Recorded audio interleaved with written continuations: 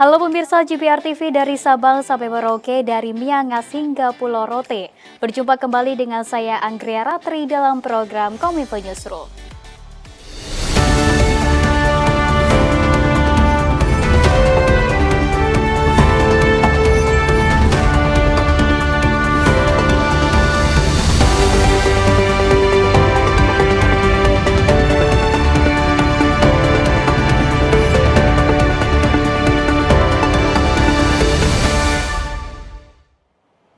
Kita ke berita yang pertama pemirsa, Kementerian Komunikasi dan Informatika mendorong adanya gerakan nasional startup digital yang diharapkan mampu menciptakan peluang ekonomi dan penciptaan lapangan kerja baru di Indonesia.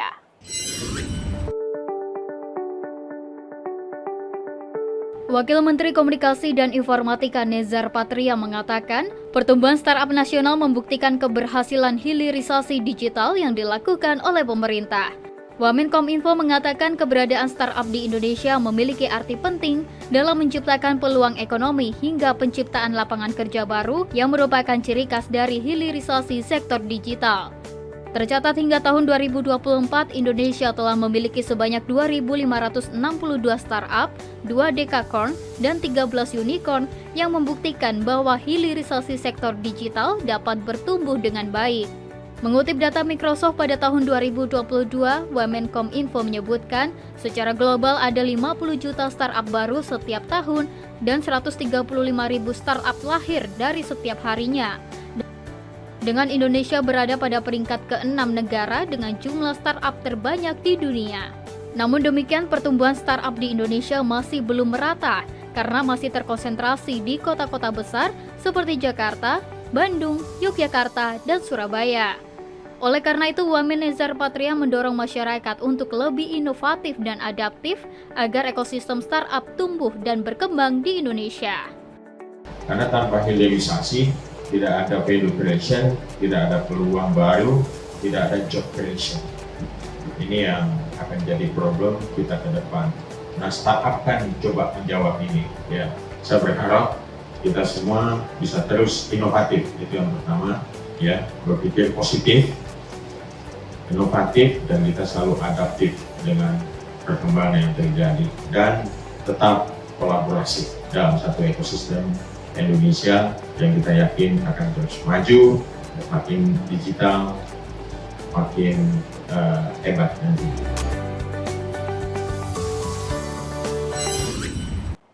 Kepala Otorita Ibu Kota Nusantara Bambang Susantono melalui Forum Asia Pasifik menyatakan komitmen untuk berbagi temuan dalam perjalanan pembangunan menuju Sustainable Development Goals atau tujuan pembangunan berkelanjutan.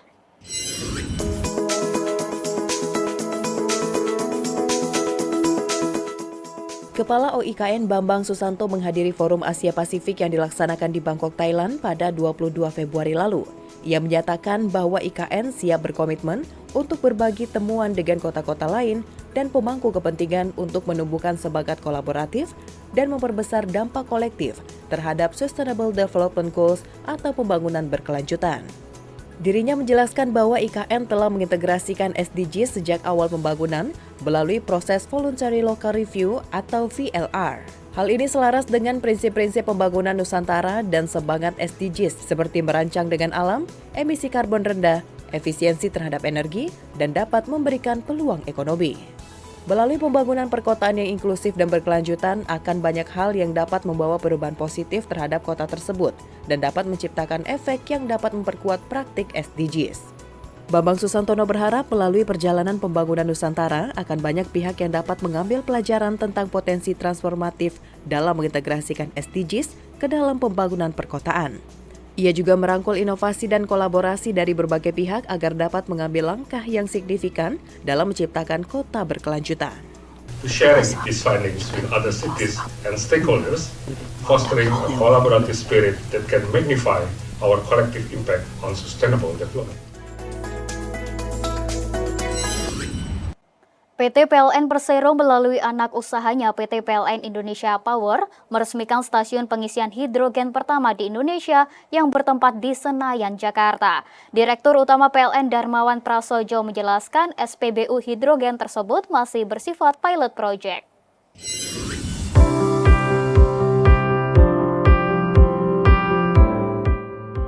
Perkembangan teknologi transportasi hijau di Indonesia berkembang sangat besar, salah satunya yakni transportasi berbasis listrik. Guna mendukung transformasi Green Transportation, PT PLN Persero melalui anak perusahaannya PT PLN Indonesia Power meresmikan stasiun pengisian kendaraan hidrogen atau Hydrogen Refueling Station pertama di Indonesia sebagai bahan bakar alternatif ramah lingkungan. Stasiun pengisian tersebut berlokasi di Senayan, Jakarta. Direktur Utama PT PLN Darmawan Prasojo mengatakan, stasiun pengisian tersebut masih bersifat pilot project dan belum pada tahap komersil. Pembangunan SPBU hidrogen ini merupakan upaya PLN dari hilir dalam mendorong tenaga hidrogen di Indonesia. Sebab di hulu sendiri, PLN telah meresmikan pengoperasian 21 pembangkit hidrogen hijau pada November 2023 lalu.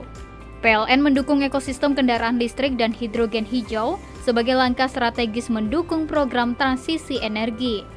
Kendaraan yang menggunakan sumber energi hidrogen dinilai lebih murah dan nihil emisi bila dibandingkan bahan bakar minyak atau BBM. Perbandingannya, untuk menggunakan bensin dan solar, untuk 1 kilometernya biayanya Rp1.300 per kilometer. Kalau menggunakan electric vehicle, biaya untuk per kilometernya adalah antara 350 sampai 550 rupiah per kilometer. Nah, khusus untuk menggunakan hydrogen refueling station yang ada di sini dari PLN, biaya per kilometernya hanya 270 rupiah per kilometer. Jadi sangat murah. Stasiun pengisian hidrogen Senayan nantinya akan semakin strategis dengan dibangun charger electric vehicle berbasis hidrogen. Selain itu dibangun Hydrogen Center dan Hydrogen Gallery Room sebagai pusat pelatihan dan pendidikan terkait hidrogen di Indonesia.